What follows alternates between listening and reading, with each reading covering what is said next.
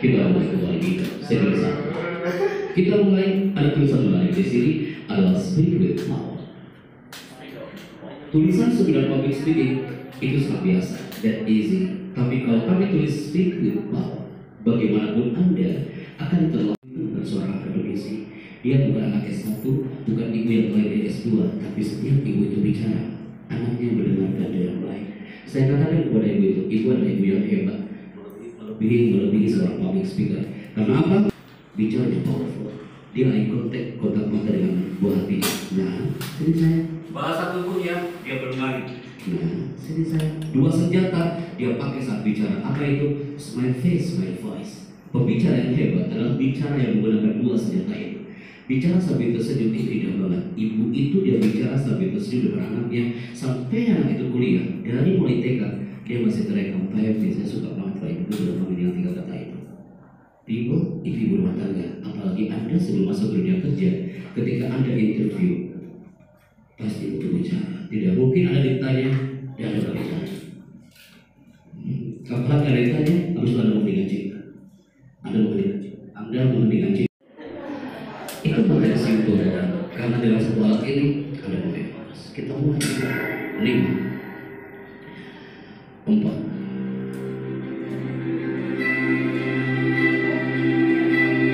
Anda mengatakan, happy, kenapa kita jadi tegang kayak gini materinya?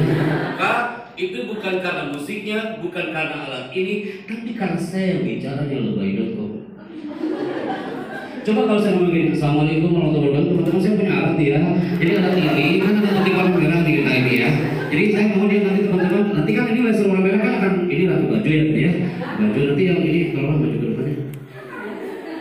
Anda pun akan tertawa dan merasakan film pertama. Kenapa?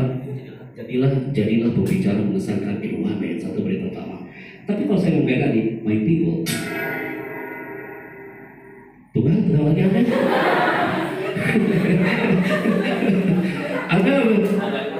nggak, baik bisa pindah file aja nggak? Saya mau latihan nanti. Silakan. Saya tepuk tangan buat kelas malam hari ini.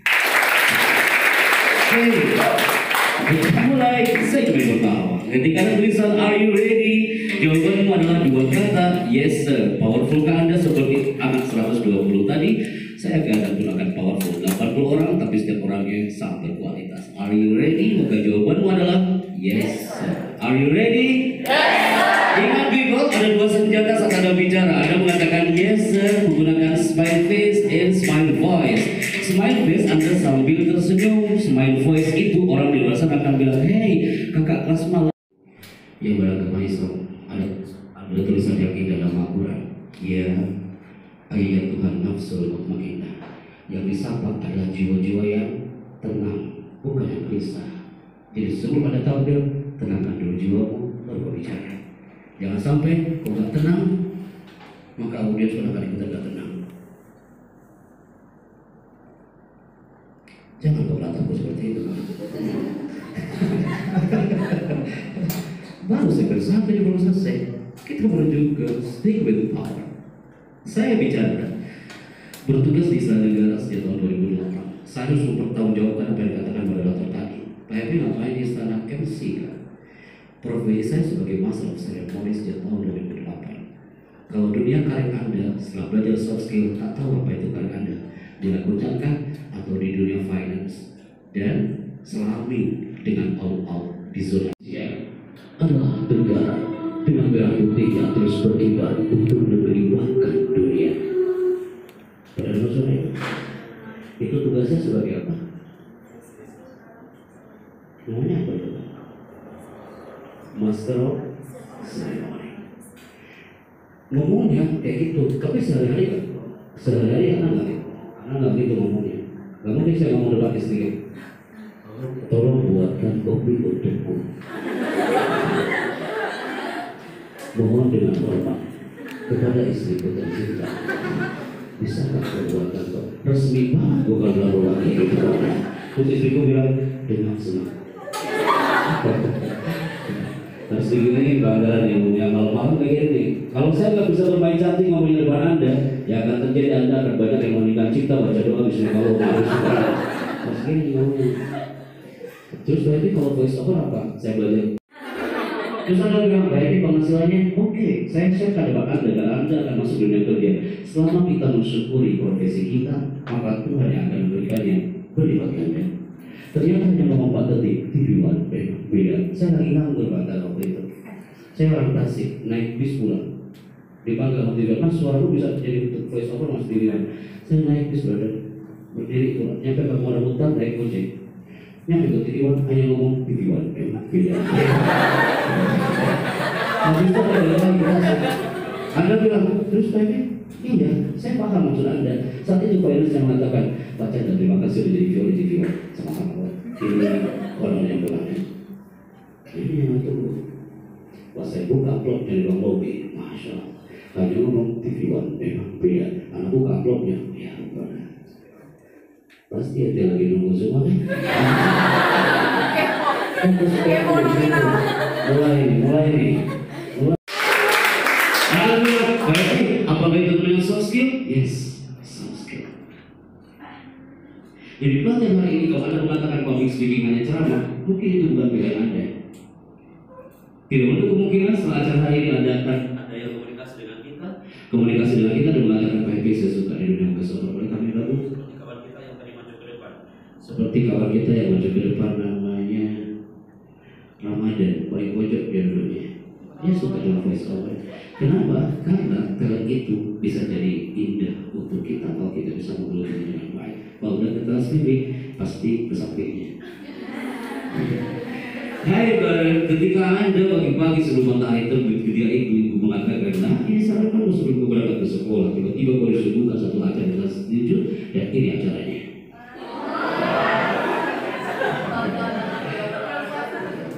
Pasti ada yang pernah mendengar di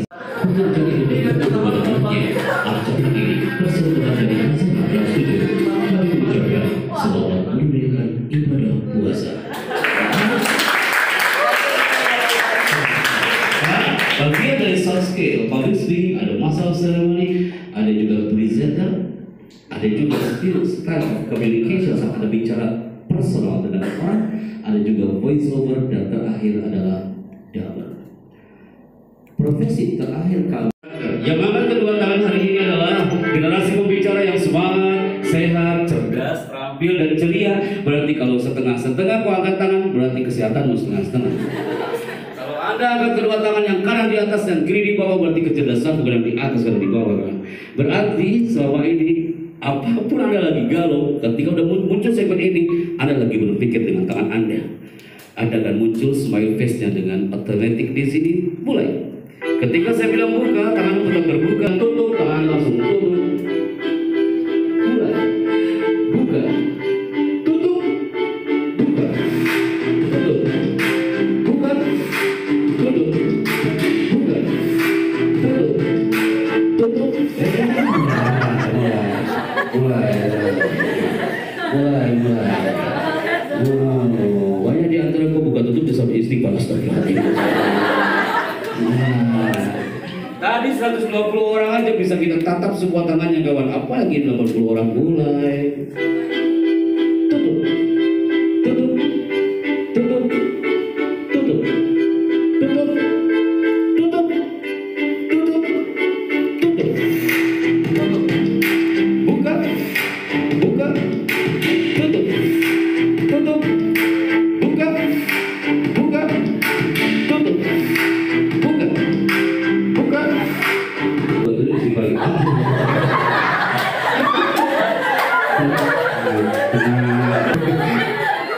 Anggaran kalau Anda lihat dari depan, itu mahasiswa ini Anda salah, tak ada orang yang tahu kalau salah kawan.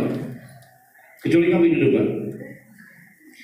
Saya mengatakan Presiden Republik Indonesia. Aku takut ibu di samping. Dia berdiri namanya matanya. Aku bilang kenapa ibu menangis? Ibu mengatakan, Ibu yang kuat. Mudah-mudahan kau bisa tampil di atas karpet merah istana. Kau dulu hanya menangis seorang kepala desa. Sekarang kau tampil di atas karpet merah istana, memanggil seorang presiden sekarang itu. Walaupun dari zona bicara, tapi paling tidak kau bisa dapatkan pelukan hangat dari orang tua saat wisuda. Karena aku bangga punya kau anakku, kau layak dapat aplaus dari orang tuamu. Mulai. Ada nanti padahal 1 menit yang lalu kita masih tertawa hai langsung berubah. Tak expect. Tapi esensi dari observasi hipnotik bukan itu salah satunya. Kita buktikan hari ini, people. Posisikan tangan Anda, mau tepuk tangan seperti ini, people. Mengatakan selamat pagi, tepuk tanganmu 1 kali. Selamat pagi. Amazing, Anda masih ragu-ragu di sini. Selamat pagi. Yang tepuk tangan yang pelan-pelan berarti suksesnya pelan-pelan. Selamat pagi. Itu dong. Alat baru-baru dari California mengatakan orang yang tepuk tangannya di bawah berarti percaya diri dia di bawah 30%. Tangannya karena nggak mau dikatakan tidak percaya diri betul. Selamat pagi. Ketika saya mengatakan selamat siang, tepuk tanganmu 2 kali. Selamat siang. Selamat siang. Selamat pagi. Anda masih aman. Ketika saya mengatakan selamat malam, tidak ada tepuk tangan sama sekali. Di sini sering terjadi kiamat kubra besar-besaran. Tadi Anda kau buka tutup tanganmu, tak ada yang tahu kalau kau salah. Tapi ketika ini yang lain dia kau tepuk tangan sendiri, itu musibah bagi Anda. Siap ya, kita buktikan. Oke, bisa baca ayat kursi dulu ya. Ini malah lebih intensif hari ini, Bang. Kalau nanti ada in-house training public speaking kayak gini nih, Bang, nih lebih intens. Urusan kita belum selesai. Selamat pagi, selamat siang, selamat siang, selamat pagi, selamat siang, selamat siang. Brother, sister, saya ulangi ya. Ketika selamat malam, no applause, tak ada tepuk tangan sama sekali. Selamat siang, selamat siang. Save di otak Anda. Selamat siang, selamat siang, selamat siang, selamat pagi. Pasti ada menunggu malamnya dari tadi. Ini mata kamu langsung buka.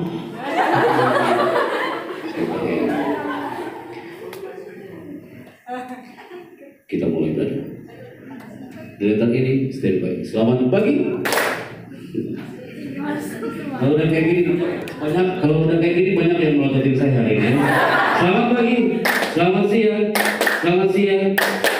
Saya semuanya selamat pagi, selamat siang, selamat siang, selamat siang, selamat pagi.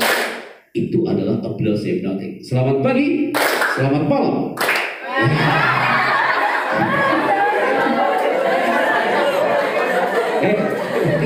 Saya gini, Anda bisa bayangkan ya moderator dengan tadi itu pintar sekali. Oke nih Bang, kita mulai. Anda sudah masuk ke samudra public speaking Papua. Tanpa Anda sadari teman-teman, Anda sudah masuk ke samudra public speaking Papua. Di balik tawamu, di balik tangismu, di balik deg-deganmu, Anda sudah masuk ke samudra public speaking. Coba kalau tadi kayak gini saya ngomongnya. Moderator persilakan saya bicara.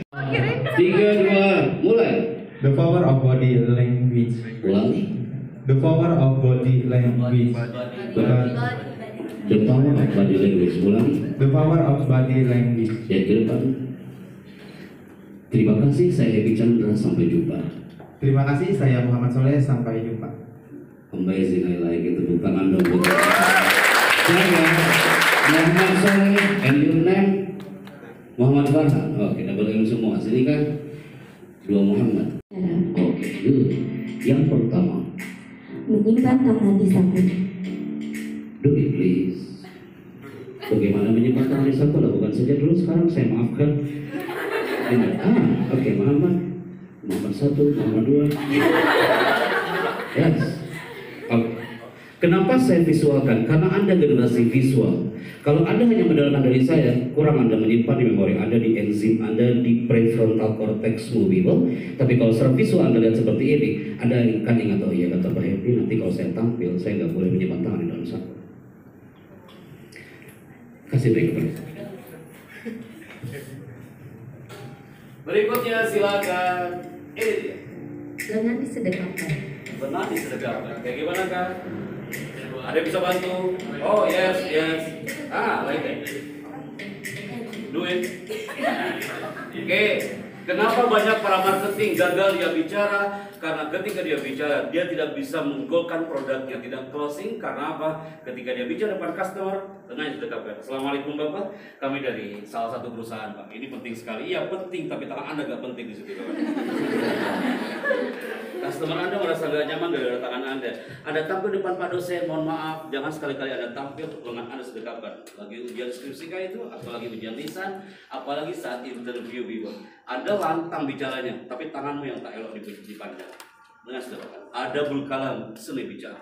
Berikutnya, silakan dibaca. Bergantian, ini dia. Tangan dilakukan di belakang punggung. Oke, nomor 1, nomor 2. Karena apa? Anda yang menjadi guru, ingat Kak, tidak ada guru yang ketika mengajar biasanya lagi ngawas ujian. Enak banget kan ya? Anda bilang, Pak, kan nggak bicara. Iya, lisan Anda nggak bicara, tapi tangan Anda lagi bicara di situ. Jangan disimpan di belakang punggung. 30 menit harus berjalan kaki dari rumah karena tidak punya uang untuk naik PT-PT atau angkutan umum. Dia bicara enggak, tapi bahasa tubuhnya dia bicara. Bapak ini bicara enggak, karena kakinya tak bisa berjalan. Tapi dia bicara sambil mengatakan aku bangga punya kau anakku. Anak ini termasuk anak yang kumlot, ya kawan. Tapi akhlak dan karakternya yang dia tunjukkan hari itu. Dia terlambat di hari wisuda, tapi gak terlambat menyampaikan kebaikan walaupun dia tidak bicara. Itu hidup. Kenapa saya katakan itu? Anda perhatikan, dia gak bicara pakok. Dia hanya air mata yang bicara. Dia acara terakhir, dia mengatakan kepada kami, Pak Chandra, mohon maaf, Pak MP, mohon maaf kami terlambat Pak MC. Bapak gak terlambat. Bapak dulu mengajarkan kebaikan kepada kami.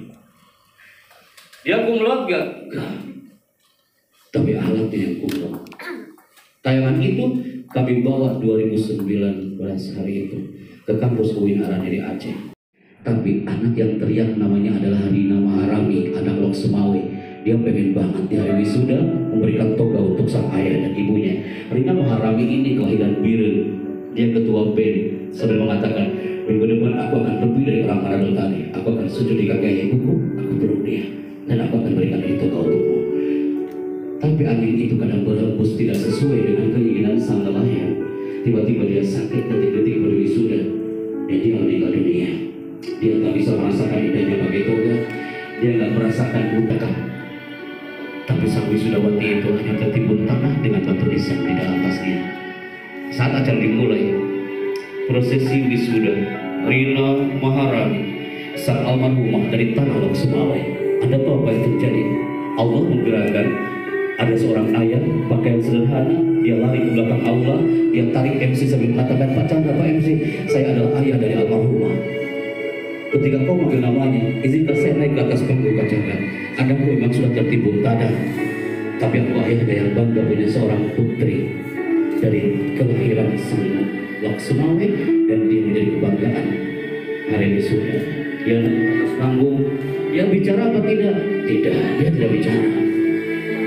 Tapi bahasa tubuhnya bicara, pakaiannya sangat sederhana, tapi cintanya yang istimewa. Ayah ini naik ke atas panggung sambil bicara apa tidak? No, tidak Pak. Tapi bahasa tubuhnya yang bicara. Kapan itu terjadi? Februari 2019. Kami saksinya bahwa tanah Lok Semawe hari itu menjadi potret dan viral di media sosial, dan kami menyaksikan itu.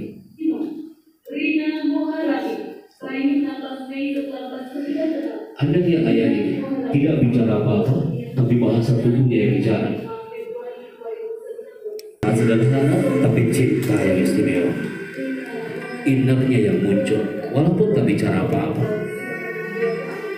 Ayah ini, dia nggak pintar bicara, tapi dia mengajarkan kita untuk bicara dalam hati. Kalau bahasa tubuh, doa, energi yang luar biasa. Anda lihat kan? Public speaking luas kawan. Skill komunikasi sangat luas. Hari ini pun hati Anda pun lagi berkomunikasi kan? Pasti hati Anda hari ini lagi bicara.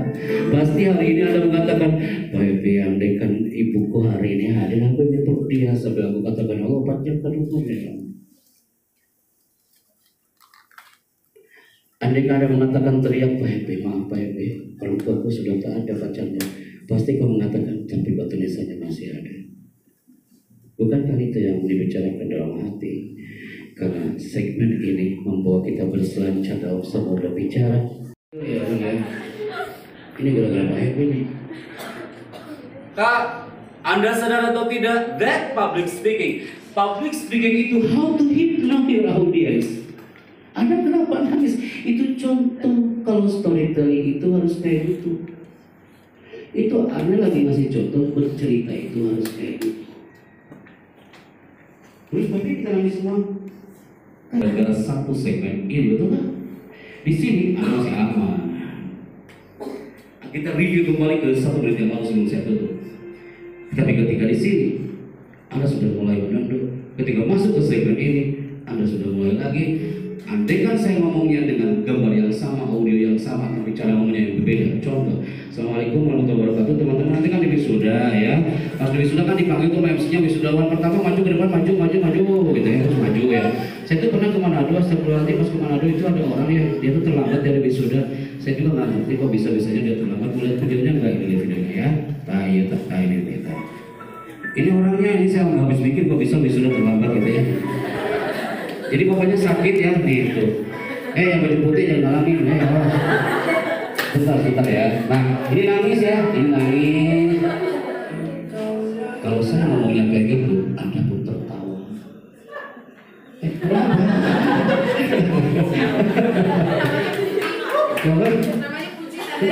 Kenapa puji? Anda lagi compare ya, before after gitu ya. Oh benar juga ya. Berarti how to say, cara kita bicara harus 97%. Saya bicara salah public speaker,